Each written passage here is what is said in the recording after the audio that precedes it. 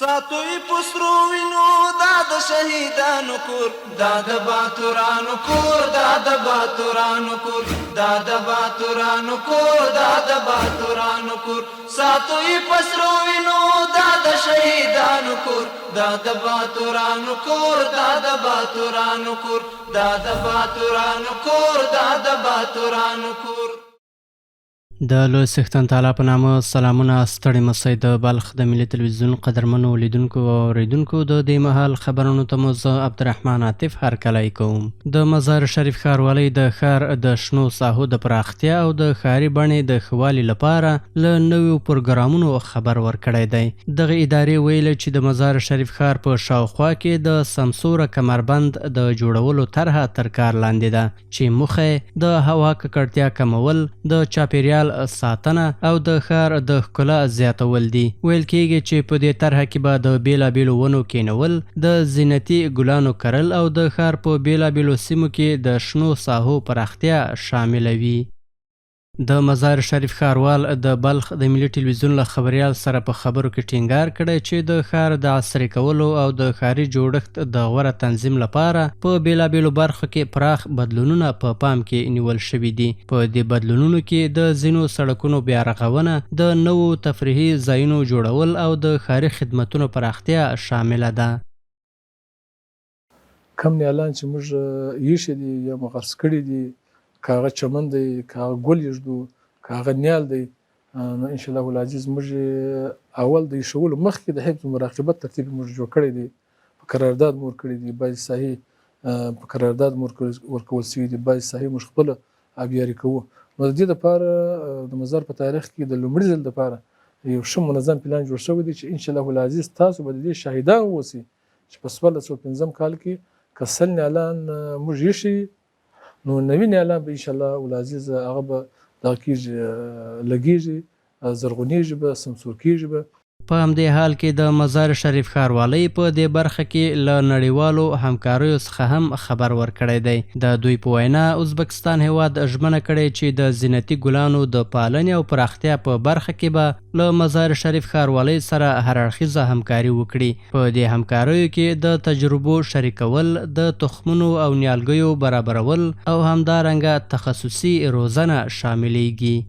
هغه موږ ته دا اطمینان راکوي ول د مزار شریف د ښار دپاره چې کوم ګلان پکار دي، ولو که هغه 1 میلیون ګلان چې هم موږ درکوو، تاسو یې برآورد راته وکړئ، متر مربع یا متر مکعب ځمکه موږ ته معلومه کړي. نو خوشبختانه انجینر صاحبان د ښاروالۍ هغه ځمکې معلومې کړي، ګلدانونه یې معلوم کړه چې دغه 1000 متر مربع ځمکه ده او دومره ګلان پکار دي.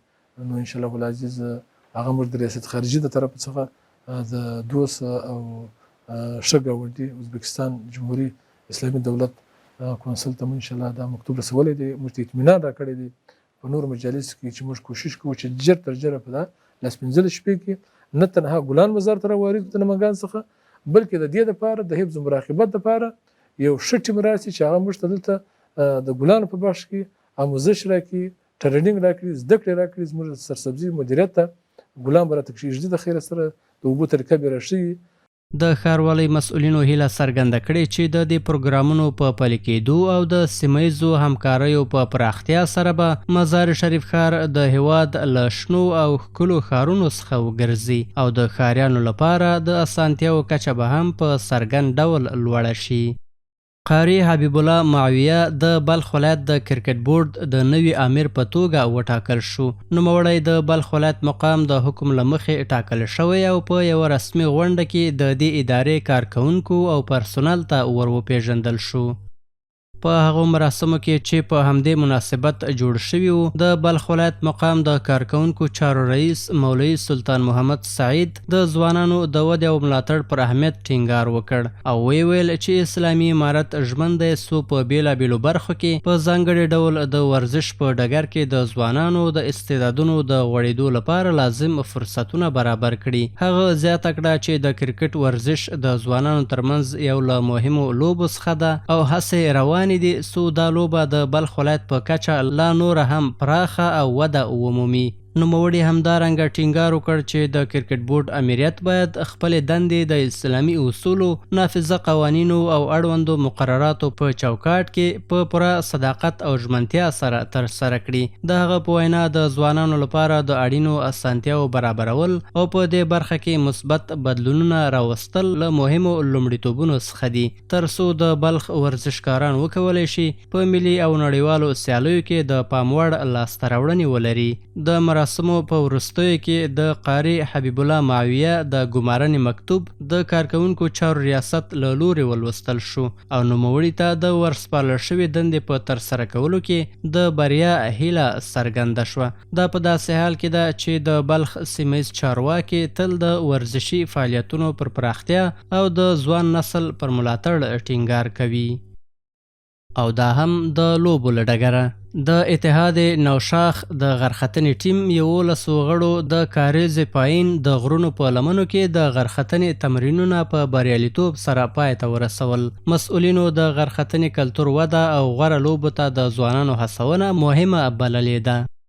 د اتحاد نوشاخ د غرختنې ټیم 11 غړو د کاریز پاین د غرونو په لمنو کې د غرختنې تمرینونه په بریالیتوب سره پای ته ورسول. دغه پروګرام د بلخ ولایت د غرختنې فدراسیون د اداري مرستیال ډاکټر خوشحال صافي په سرپرستۍ د بلخ ولایت د اولمپیک بدني روزنې او سپورت ریاست په همغږۍ ترسره شو. د مسؤلینو په وینا د دغو تمرینونو موخه د ټیم د غړو فزیکي او تخنیکي وړتیاو لوړول او د راتلونکو پروګرامونو لپاره د هغوی ښه چمتوالی دی. په همدې حال کې د افغانستان د غرختنې ملي فدراسیون د ولایتي چارو مرستیال او د بلخ ولایت د غرختنې فدراسیون رئیس مومن سروری وایي چې د دې ډول پروګرامونو ترسره کول د غرختنې کلتور په وده او سالمو لوبو ته د ځوانانو په هڅونه کې مهم رول لري. د یادونې وړ ده چې په وروستیو کلونو کې د بلخ ولایت د ځوانانو ترمنځ د غرختنې ورزش ته لیوالتیا زیاته شوې چې له دې سره په ډلهیزه توګه تمریني پروګرامونه هم پراخ شوي دي. د بلخ ولایت په شورتیپې ولسوالۍ کې د 80 تنو پهلوانانو په ګډون د کورش سیالۍ ترسره شوې. دا سیالۍ د بلخ ولایت د بدني روزنې او سپورت ریاست اړوند د کورش فدراسیون د استازولۍ له لوري تنظیم شوې وي چې د سیمې د اوسیدونکو او د دې ورزش د مینوالو له پراخ هرکلي سره مخ شوې. د بلخ ولایت په شورتیپې ولسوالۍ کې د 80 تنو پهلوانانو په ګډون د کورش سیمهیزې سیالۍ ترسره شوې. د سیالیو تنظیمونکو وویل چې د دې پروګرام موخه د سیمهیزو لوبو وده او پراختیا، د ځوانانو ترمنځ د یووالي پیاوړتیا او د کورش په برخه کې د غوره استعدادونو رابرسېره کول دي. د هغوی په وینا د داسې سیالیو ترسره کول د ځوانانو د سالم مصروفیت او د ټولنیزو ستونزو د مخنیوي په برخه کې مهم رول لري. دا سیالۍ په یوه دوستانه فضا کې ترسره شوې او پهلوانان په څو پړاوونو کې له یو بل سره مخ شول چې په پای کې 10 سیالۍ په مساوي ډول پای ته ورسېدې او 20 نورو پهلوانانو وکولی شول چې خپل سیالان مات او بریا ترلاسه کړي. مسؤلینو همداراز هیله څرګنده کړه چې په راتلونکي کې به ورته پروګرامونه په پراخه کچه ترسره شي تر څو د دې ورزشي څانګې د لا ودې زمینه برابر شي. د بلخ د ملي تلویزیون قدرمنو لیدونکو او اوریدونکو دا د دې مهال خبرونه تر بیا ښه وخت د الله په امان.